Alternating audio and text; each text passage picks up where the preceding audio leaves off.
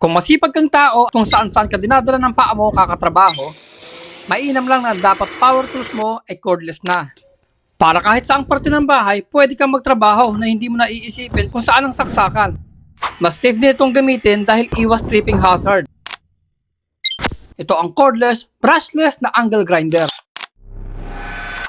Brushless, ibig sabihin, mas efficient siya at less maintenance. 2,300 watts na power. At kapag binili nyo ito, andyan sa yellow basket sa baba, may kasama nitong dalawang 288 volt na battery na 6 ampere. May kasama na ring fast charger. Marami na itong kasamang freebies. 6 na cutting disc pang bakal at may isang cutting disc na pang simento. Syempre may wheel guard, side handle at spanner.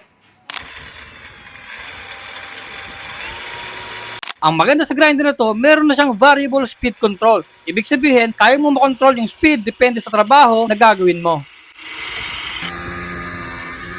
Ang high speed, normally sa pang-cutting ng kahoy, bakal at semento. Ang mid speed, normally ginagamit pang grinding ng bakal or pag-sanding ng kahoy. Ang low speed, ginagamit yan sa polishing. Kaya perfect yan kung meron kang sasakyan. O diba, ang daming kayang gawin kapag may variable speed control yung grinder mo.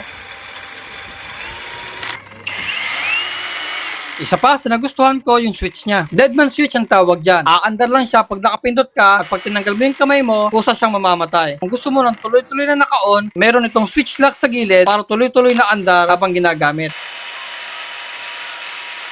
Safety feature yan ng mga modern power tool ngayon. Malaking bagay din yung box niya para organize ka habang nagtatrabaho. Kaya kung gusto mo ng portable, efficient, at angle grinder na maraming kayang gawin, i-check mo yung yellow basket dyan sa baba. Yan yung angle grinder na nasa video. Kung gusto nyo ng mga ganitong content, reliable power tool review, mag-follow lang kayo. This is Engineerio. Yan ang mga content ko dito.